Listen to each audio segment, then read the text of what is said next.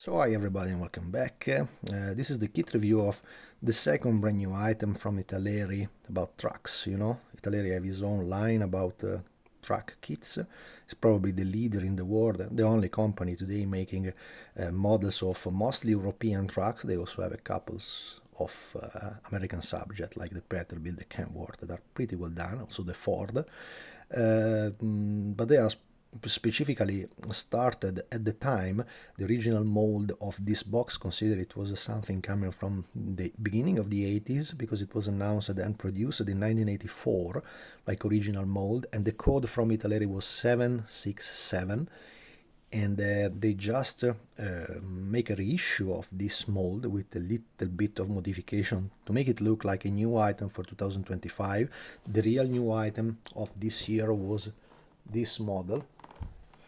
That was the Iveco S-Way. That is a brand new, nearly brand new mold, featuring the chassis coming from the Stralis, Iveco Stralis box, and they updated completely the cab, like nearly, honestly, is like on the real truck, so it can work like an idea. Instead, this is the reissue of a model, as I said, made in 1984, and it was one of their best. In the beginning, when Italeri started this production of the models, those trucks were really the edge and the best production they could have in such years. No company started the thematic about trucks, because it's commercial stuff, is less interesting than a tank, historically I mean, and less interesting and less fascinating than a plane, and it is not a race car. So they start this new brand of kit modeling, with these articles. The Cowboy was one of their first box, and the first original box featuring the canvas truck, so the ordinary truck, not just the tractor, was in the beginning the reproduction of the first company making delivery item from the Italeri group, and it was the Cosmos company, and I think it still have the Cosmos on the canvas on that box. I don't remember if it is called the 747. Google for it or check it in the scale mates, because they have all the picture of the images of this type of kits. The same nearly identical model have been featured even from Italeri, and already have been reissued, I think 3 or 4 years ago right now, and it was referred to the Magirus Deutz 360, sorry, and is nearly an identical cab, but the main difference between the Iveco version 190 and the Magirus Deutz was about the engine, and instead Italeri made the proper modification of this type of real vehicle, because the Magirus featured differently from this truck, which has a V8 turbo engine.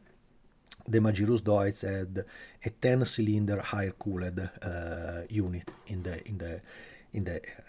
the motor, And the main difference was that the other one on the real truck was produced by the German Magirus Deutz. Remember that always this Iveco was the acronym on Industrial Vehicle Corporation, was an Italian group that became quite famous in the 70s and in the 80s to make an European track, and they involved in the same group producing trucks. They involved the French Unique company, famous to make heavy trucks, Fiat Veicoli Commerciali, that was the Italian brand making the ordinary trucks used in Italy between 50s and the 60s. The Lancia group have been taken inside this. That I made the ESA Gamma version and the ESA Delta truck, and they have been involved inside the Iveco Corporation, which suddenly they closed the Lancia because they wanted just Lancia to produce a luxury car to become a brand in the same way of Mercedes-Benz. And the big heavy company was the Magirus Deutz. Magirus Deutz was the one making the heavy trucks. It was a German company making heavy vehicles, the very heavy loaders. And for the time, this truck was a record. Because the title, usually trucks like the Mercedes trucks have numbers, they don't have fancy names and so on. This Cowboy isn't really the name of the truck. It was a kind of setup that the company made mostly for show and exhibitions, to present a limited edition in the way that the truck can be a limited edition. We are not talking of a bike, we are not talking of a sporty car or a luxury car, we are talking of an item that have to work, so limited edition on a working machine is a little bit, And this was about the capability of the truck, so it means 119 tons, so 190s is the 19 tons of the load of the possibility to be pulled by the truck, and 38 was the power of the engine, so it means 380 horsepower, you know. The same unit engine that you will find in this box was also evolved. In the model they didn't modify it, but in the real stuff they changed the turbo units on the truck and became .42, so 420 horsepower, and the most powerful was the Iveco Turbo Star in the middle late of the 80s, like a real truck, you know. That was the number .48, so 480 horsepower. For that years, you know, in the 80s, to have a unit that was able to produce 480 horsepower was extremely powerful for the time, you know. Today it sounds not ridiculous, you know, but it's a normal unit, you know. All the basic truck now carry 460 horsepower, 500 horsepower, 520 horsepower, and I think the edge currently in 2025 of the production of the super heavy truck, a super powerful truck, is probably the Volvo that have the FH4 that is able to pull 100 tons pulled, and it features 750 horsepower. Is a huge amount of power. So the Volvo is absolutely the leader now, making the ultra heavy stuff and ultra heavy vehicle. The Iveco Corporation have suddenly sold, I think it was around the month of July of 2025, to the Tata Group in India. So this is not any longer an European group, is not at all any longer an Italian company, it's completely Indian right now. And we will see if in the future this Indian Tata, the Tata company is a giant company like the China companies and so on, so they are huge companies, you know, and they probably need some skill and some technology to produce the heavy trucks, you know, that are used all over the world. If you search for the stuff produced by Tata, they have a huge range of middle lorries, small lorry, big trucks and so on, and they probably need all the knowledge and the know-how how to make these heavy trucks that, of course, they are a little outdated because all the group arrived with the box that we've seen before with the S-way to the edge of they could make in about 5 or 6 years ago, to have an idea. So it's not really the last one, but you know, it's commercial vehicles, so we well know that in other countries, in other continents like Africa, Asia and so on, there is not so much the request of ultra comfort cabins and so on. Of course, if they have, it's better for them, guys, but usually they just need a working machine that don't have so much electronics inside, that don't have so many issues, and so this could be some of the perfect machine. Remember that, for example, in Africa, in Nigeria, there was a factory from Fiat that was still producing the Fiat 682 until the 80s. So when in Europe we had this type of trucks, they went keeping on producing the Mustachi, the Chinese 6 version, to have an idea. So it's different really from the purpose of the market, and which is the idea, because of course when it is working machine, is better if you have a reliable machine at an affordable price that don't create problems with electronics, silly stuff, with all the modern gouges that European vehicles and cars have to make the complicated life, you know. If you have a modern car, I do, when you have a little issue in electronics and so on, is much worse than if you break completely an axle. So it's something that is really, really complicated, and complicated to find a garage fixing that stuff. So probably the request is different. Returning to the model, as I say, this is the reissue of the 1984 box, which basically they just had these few details. That is the sprue basically about this exhaust, the side exhaust in the American way, you know, with these two pipes coming up, that was already present in a accessory box produced by Italeri even in the 80s, you know, and it was standard for all the boxes that they made, because they make a different pipe, taking basically the final part of the exhaust. Instead of ending in a muzzle under the vehicle, they end up here to be a little more scenographic, even if it was very, very less common than on American trucks. This was much more typical. That's why they call it the cowboy, because this was more typical for the Peterbilt version, for the Kenworth, for the American trucks, you know, and much less, honestly, in the European vehicles.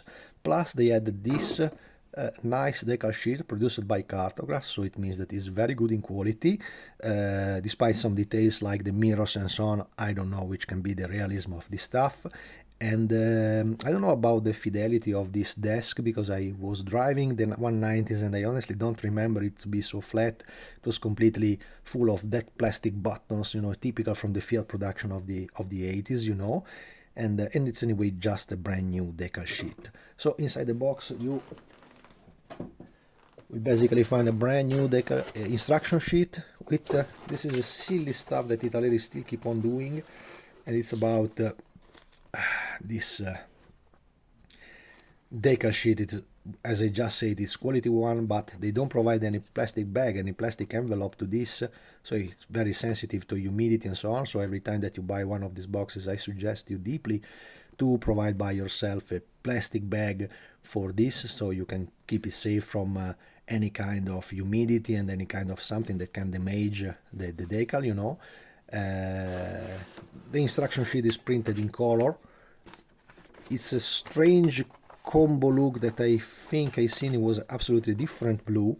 It was a pale azure, I dare to say, so it was not at all a full blue like they suggest here.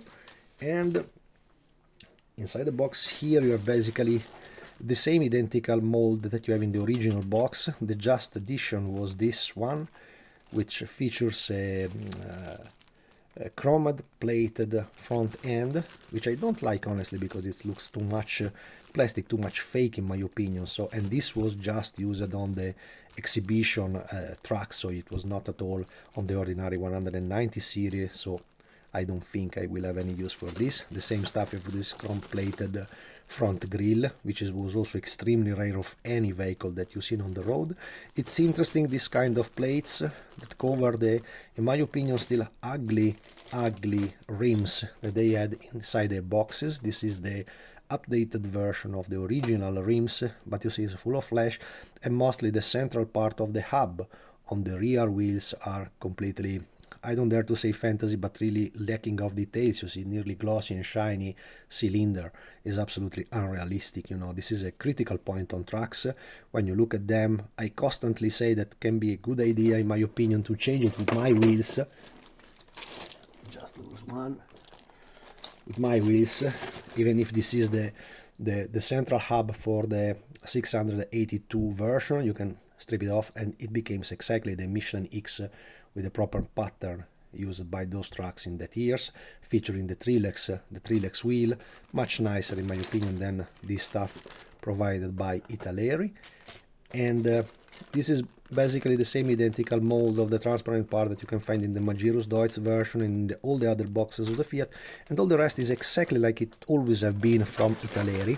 The only difference is the color of the plastic, that in the original version was red for the first Cowboy, white for the Magirus Deutz, and now became blue for this Cowboy new edition version.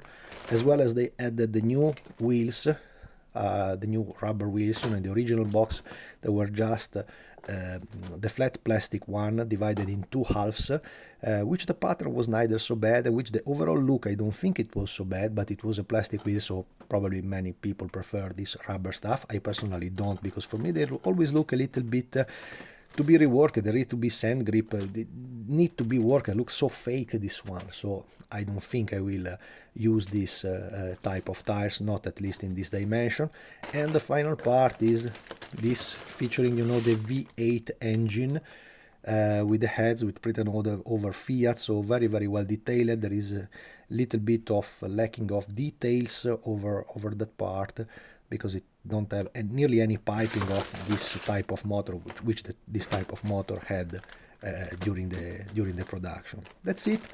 In my opinion, is anyway a great idea that Italeri proposed back and made it back again on the market. This type of box is absolutely a must to have, and is a must to really, if you like European trucks, this is something that you have to go for it. Also because now this that have been a kind of unicorn box became extremely rare and extremely searched by enthusiast modeler, became available again. So about 50 bucks you can have it, and you can enjoy it. For sure I will make some weathered version, something really used in my style, you know, without probably this wing over, and to make it really used and well weathered like I used to do my truck. That's it. Thanks for watching, guys. See you in the next.